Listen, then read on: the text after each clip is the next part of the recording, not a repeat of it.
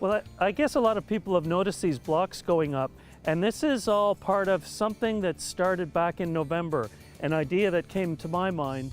My wife and I were talking about how when she walks around town with her colleagues from Rideau Public School, they wanted to have something to see as they're walking through town. And I said, well, there isn't really that much because all the lights go down, you know, they get packed up after Christmas. So that why don't we have some art outside? Wouldn't that be nice? But we can't really do that. All the art displays are usually inside or during the summer. So we came up with this idea. Why not just put it in a big block of ice? That was in November. So I decided to do one and to put it on my front lawn. And so I ordered it and it was in place on the 1st of January and it's been sitting there ever since. Then when my friends like Jessica saw it, they said, what's going on? What is that? So I explained it to them. I said, you know, we could do this all around town. Next thing you know, we had a group together and we decided to go ahead with it. When my wife saw this one, like she went, oh, wow, that one's really pretty. It's definitely unique because it's during the winter and I've never been a part of an exhibit outside of the winter, but it's definitely unique in the fact that it had to be shipped outside to be embedded inside this 300-pound ice block. So I feel that's what's very unique, like it's very dimensional as well. And I just love that it's outside so people walk by and everyone's always commenting on it. And it's a 7-day process actually to create this. They lay the art down in a vat and they put purified water over it and it constantly has to flow so that the air bubbles don't get trapped and they float up. After one day, they move it to another vat and they do the next batch. So they did the first batch of 6 and the next batch of 6. So after about 7-8 days, they were done. We had to arrange for a special shipping place to receive them. It was quite a process to do. Well, I decided to work in a different medium than a lot of the other artists, and we all worked on Mylar. I decided that acrylic adheres really well to polyester films, which Mylar is. So I used acrylic paint. I used a permanent black marker to do the branches first so that the piece would be visible from both sides. Getting a lot of good feedback from people in Kingston.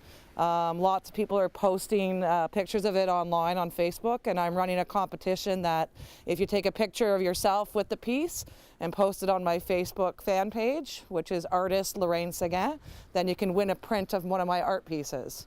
so this actually started because I did a piece of stained glass for my mother many years ago. Right after high school, I went to the Ontario College of Art and Design, and one of my pieces was with stained glass.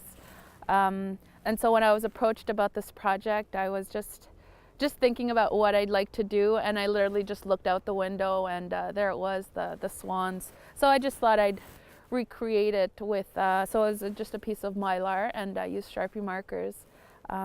And the original piece was just the one swan, but in this case I just wanted 2 of them anyway, because it really, like a duplication of the one I did for my mom. Yeah. There's a map on Facebook, on our Facebook page, so they can do a tour. It's not really, they're all very close together, but we have one across the street at the Rosemount.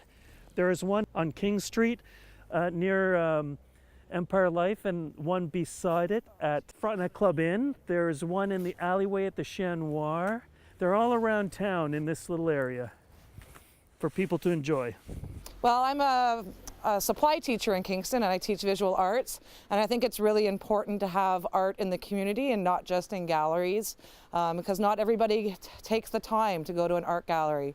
And so to be able to walking from work to school or to home to see art in our town is really important. We encourage people to come up and take a close look at it. They can even rub it with their hands, because sometimes a little bit of frost develops. So you just go like that and it'll kind of melt the frost and make it clear again in that portion. But it's outdoor art. It's for people to enjoy and to approach. I find it's very cool because it's very like in the community, and just like I'm used to doing mainly music in the community, but just having this visual art in the community that it's like it has no walls and it's just out there. That's what I really love about it.